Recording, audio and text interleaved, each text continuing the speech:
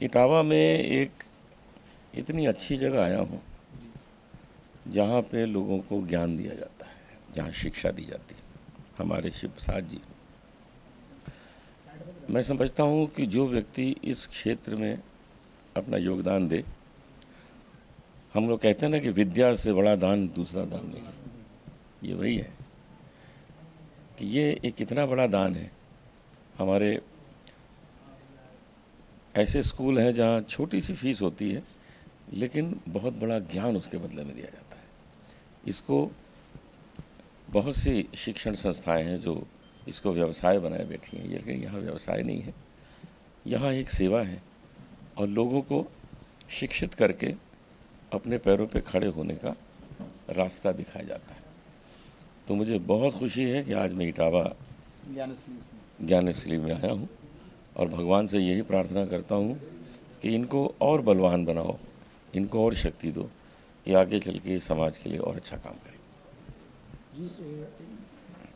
Sir, आप भजन गायक हैं और आपके कई सारे फॉलोवर्स हैं जो आपको फॉलो करते हैं।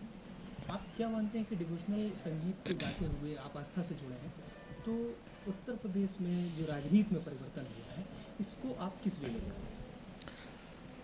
हैं? राजनीति में परिवर्तन जो हुआ है इसका असर अच्छा नज़र आने लगा है बहुत जल्दी।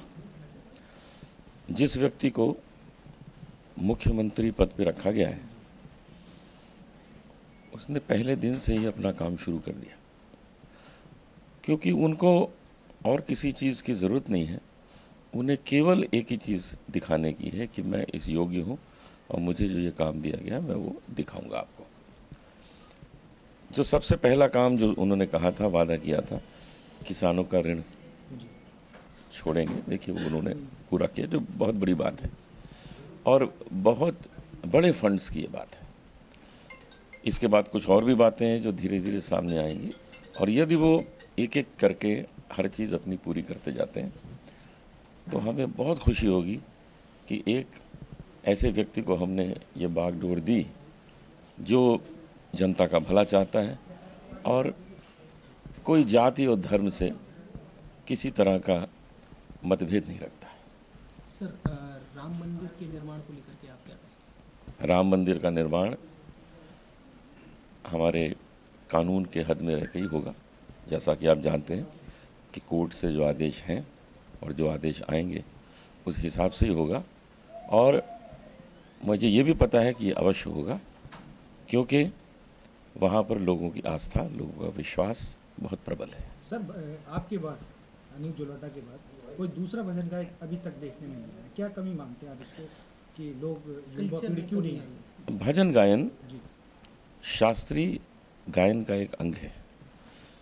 ये बहुत सीरियस गायन है, इसके लिए रागों की जानकारी होनी चाहिए, शास्त्रीय संगीत का अध्ययन होना चाहिए, जो मैंने बचपन से किया है। मैं लखनऊ 20 साल रहा, भातखंडे संगीत महाविद्यालय में मैं शास्त्रीय संगीत सीखता था। मेरे पिताजी पद्मश्री पुरुषोत्तम दास जलोटा जी जो महान शास्त्रीय गायक रहे, उनसे मैंने संगीत सीखा, तो मैंने उन रागों को भजन में उतारा है।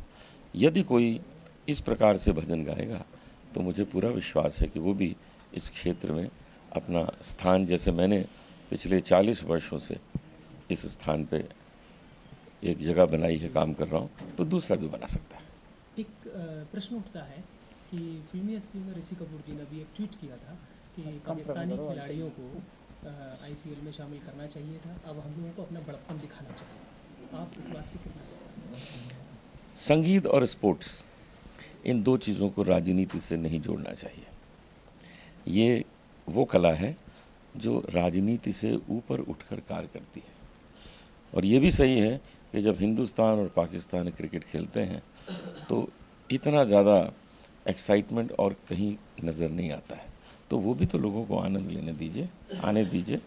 और हम ये चाहते हैं कि वो जब यहाँ खेलने आएँ तो पाकिस्तान की सरकार को ये बता के आएँ कि अब हम हिंदुस्तान जा रहे हैं क्रिकेट खेलने, थोड़े दिन बमबाजी ज़रा बंद कर देना।